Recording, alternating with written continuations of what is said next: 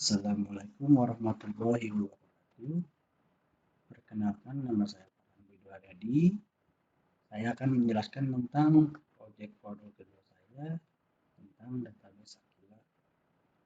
Jadi di sini anggaplah ada sebuah toko yang bergerak di rental film ingin mengetahui secara umum gambaran bisnis yang telah berjalan dengan fokus utamanya yaitu store dan staff. Pemilik toko ingin mendapatkan insight bagaimana meningkatkan kepuasan pelanggan dan menaikkan keuntungan toko dengan cara menyediakan jenis film pada konsumer yang tepat, pada toko yang tepat.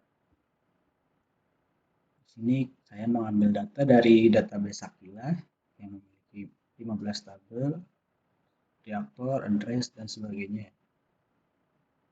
Setiap tabel yang tertera pada database dapat terhubung, baik secara langsung maupun tidak langsung, sehingga setiap informasi dari database akan saling berkaitan. Berikut merupakan EDR dari database Aquila. Langsung saja untuk menghubungkan database.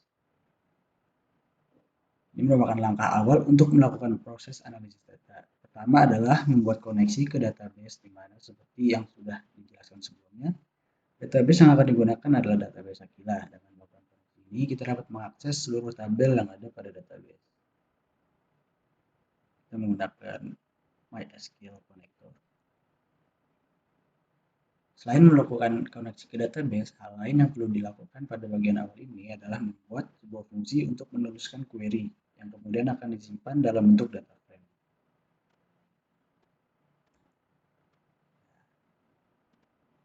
Nah, pertama-tama di sini saya menggunakan dua data pertama. Data pertama merupakan data gabungan dari 4 tabel, yaitu inventory, payments, maksud saya 7 tabel, yaitu inventory, payments, staff, store, address, city, dan country. Masing-masing dari setiap tabel tersebut diambil beberapa kolomnya. Informasi yang saya ambil ialah rental date, return date, payment date, dan sebagainya bisa dilihat. Selain dari tabel tersebut, terdapat juga kolom yang nantinya akan saya tambahkan, yaitu rent duration yang merupakan selisih antara return date dan rental date.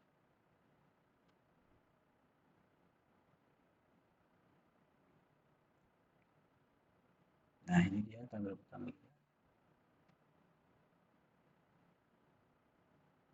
Kemudian di sini saya ingin memastikan mengenai payment date. Ini kalau yang terlihat ialah payment date selalu sama dengan rental date. Saya ingin memastikan dengan cara seperti ini dengan fungsi equals. Di sini didapatkan nilai true, artinya memang payment date selalu sama dengan return date, yang mana berarti pembayaran penyewaan dilakukan di saat pengambilan penyewaan. Kemudian di sini untuk data kedua saya beri nama rent.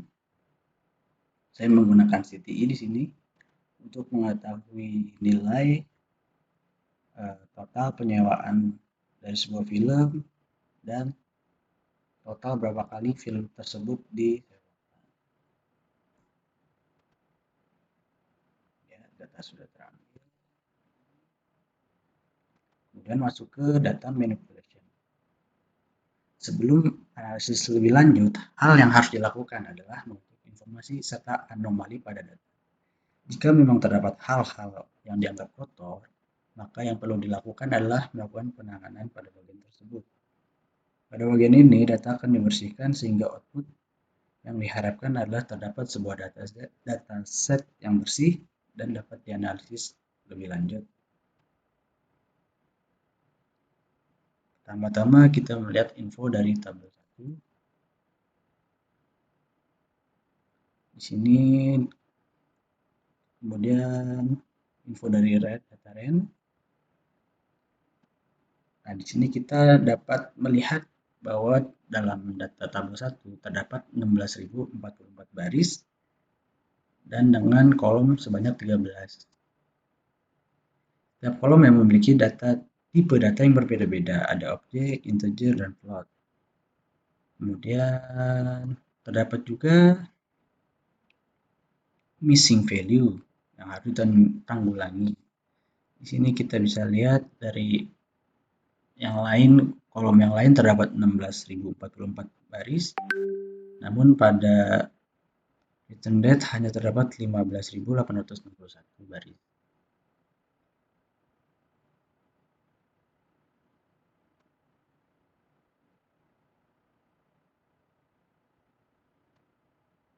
Kemudian fokus berikutnya untuk perhatikan fitur amount, rental date, return date, payment date.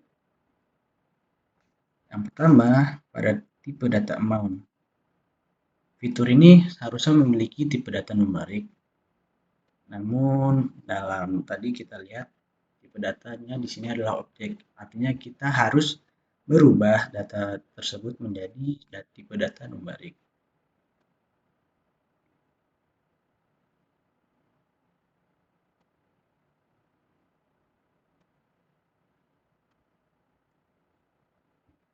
Pertama kita akan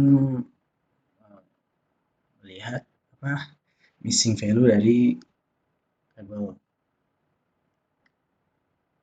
dari masing-masing kolom. Ini dapat terlihat yang memiliki missing value hanya kolom return date. Kemudian missing value di tabel rent terdapat 42 di kolom income dan 42 di kolom rented.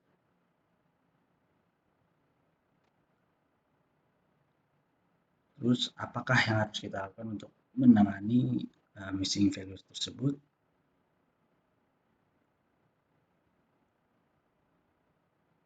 Di sini saya akan menampilkan data-data yang dimana memiliki kolom return date kosong. Lalu saya di sini menyimpannya sebagai bentuk CSV. Kemudian saya di sini ingin melihat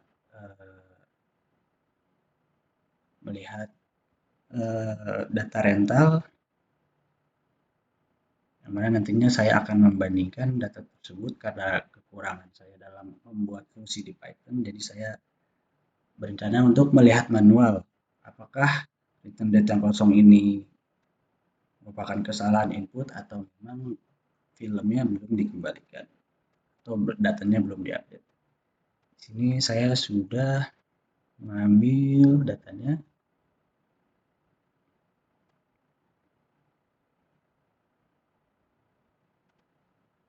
Nah, di sini saya urutkan pertama berdasarkan inventory ID, kemudian diurutkan lagi berdasarkan rental ID, berdasarkan descending. Jadi kita tahu mana data rental terakhir. Lalu saya menginisiasi untuk remove duplicate. Jadi remove duplicate adalah akan menghilangkan nilai yang sama dan akan menyimpan data yang paling atas jika terdapat nilai yang sama. Saya akan remove duplicate untuk kolom inventory ID dan memastikan